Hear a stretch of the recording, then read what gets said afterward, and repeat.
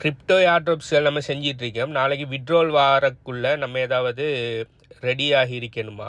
அதாவது எது நான் ஆப்ஸ் டவுன்லோட் பண்ணி இல்லாட்டி கேஸ் ஃபீஸ்களை ரெடியாக வச்சு அப்படி ஏதாவது முன்னுக்கு ஏதாவது செஞ்சு ரெடியாக இருக்கணுமா? அப்படி இல்லாட்டி தேவையா? என்னை பொறுத்த வரைக்கும் நீங்கள் என்ன ஏர்ட்ராப் செய்கிறீங்களோ அந்த ஏர்ட்ராப்ஸால் ஒஃபிஷியல் அனௌன்ஸ்மெண்ட் வர வரைக்கும் நீங்கள் எதுக்குமே ரெடியாகணுன்னு எந்த அவசியமும் இல்லை.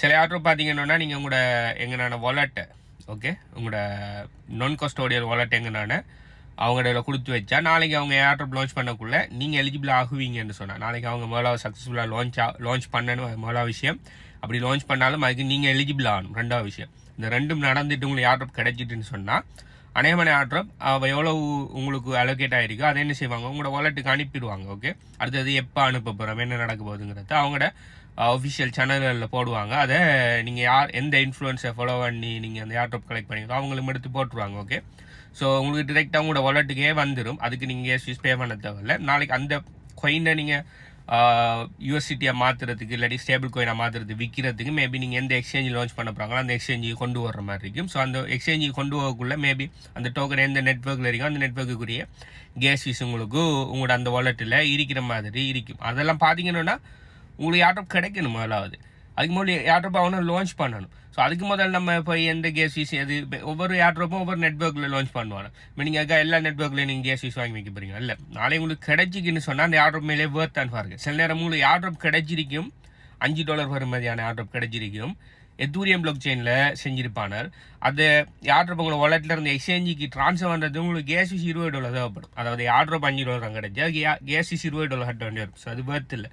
ஸோ இப்படியான வேர்த் இல்லை ஏர்ட்ராப் வேர்த்தா இல்லையான்னு சொல்லி உங்களுக்கு எப்போ தெரியணும்னா உங்களுக்கு ஏர்ட்ராப் கிடைச்சது போகிறோம் தெரியும். அப்போ கிடைக்கிறது முதல் போய் நீங்கள் எத்தூரியம் கேஸ் ஃபீஸ் எடுத்து வைக்கிறதும் நீங்கள் மற்ற கேஸ் ஃபீஸ்களை எடுத்து வைக்கிறதும் என்னை பொறுத்த வரைக்கும் தேவையில்ல விஷயம். நாளைக்கு அந்த ஏர்ட்ராப் லான்ச் பண்ணி நாளைக்கு வரக்குள்ள அதில் விஷயங்களை பார்க்கலாம். ஓகே, அடுத்தது அதுக்கு என்ன செய்யணும் எப்படி அதை விற்கணும் வாங்கணும் எல்லாத்தையுமே அவங்களே போடுவாங்க. அடுத்தது நீங்கள் எந்த இன்ஃப்ளூயன்ஸை ஃபாலோ பண்ணீங்களோ அவரும் உங்களுக்கு சொல்லுவார். ஓகே, சில ஏர்ட்ராப்ஸ்கள் பார்த்தீங்கன்னு சொன்னால் அவங்களோட ஓன் வாலெட்டாக இருக்கும். ஓகே, அவங்களோட ஓன் வாலெட் அப்படிலாட்டி என்னென்ன இருக்கும். சில நேரம் அவங்களோட ஓன் வாலெட்டுக்குள்ளே ஏர்ட்ராப்பை கலெக்ட் பண்ணுறதுக்கு சில நேரம் கேஸ் ஃபீஸ் நீங்கள் அவங்களோட ஓன் வாலெட்டுக்குள்ளே கொண்டு வர மாதிரி இருக்கும். ஸோ அப்படியான கன்செப்டில் நீங்கள் நாளைக்கு ஏர்ட்ராப்பை கிளைம் பண்ணுறதுக்கு நீங்கள் அந்த சில நேரம் சொல்லானா கொடுக்குற மாதிரி இருக்கும், சில நேரம் எத்தூரியம் கொடுக்குற மாதிரி இருக்கும், அப்படி சில நேரம் பிஎன்பி கொடுக்குற மாதிரி இருக்கும்.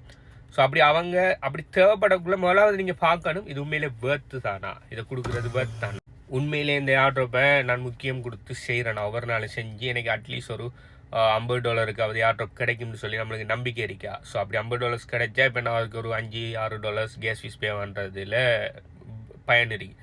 ஆனால் நான் அதை பெருசாக ஏர்ட்ராப்பை கணக்கெடுக்கையும் இல்லை, நம்ம செய்யவும் இல்லை.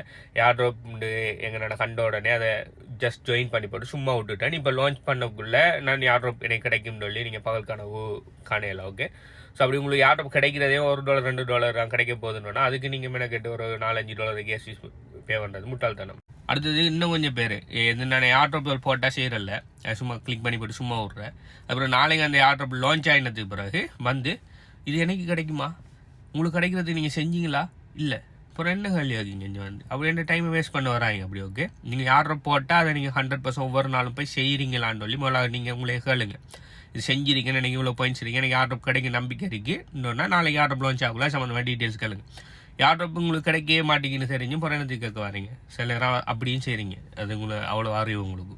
ஸோ என்னை பொறுத்த வரைக்கும் நீங்கள் ஏர்ட்ராப் சக்ஸஸ்ஃபுல்லாக அது லான்ச் ஆகிட்டு உங்களுக்கு அலோகேஷன் கிடைச்சிட்டுன்னா மற்ற விஷயத்தை பார்க்கலாம். இப்போ நீங்கள் அவசரப்பட்டு ஒன்றுமே செய்ய வேண்டிய அவசியம் ஒன்றும் இல்லை. இதை பற்றி மற்றாக்கள் என்ன நினைங்கன்னு சொல்லி கீழே கமெண்ட் பண்ணுங்கள். மற்றது இது மாதிரியான பெஸ்ட்டான ஃப்ரீ ஏர்ட்ராப் செல்கிற டீட்டெயில்ஸ் அப்படி இல்லாட்டி ட்ரேடிங் போர்ட் செல் மூலம் 100% பெசிவின் கமெண்ட் பண்ணுற டீட்டெயில்ஸ் அப்படி இல்லாட்டி கிரிப்டோ கரன்சி பேசிக்கில் இருந்து படிக்கிறோம்னு சொன்னால் அதோட டீட்டெயில்ஸ் எல்லாம் வேணும்னு சொன்னால் HBU கன்சல்டன்சி டெலிகிராம் சேனலில் ஜாயின் பண்ணிக்கொள்ளுங்க. கண்டினியூஸாக எல்லா அப்டேட்ஸும் போட்டுட்ருக்கிறோம். ஸோ அந்த சேனலோட லிங்க் வேணும்னு சொன்னால் HBUன்னு சொல்லி கீழே கமெண்ட் பண்ணுங்கள். பாய்.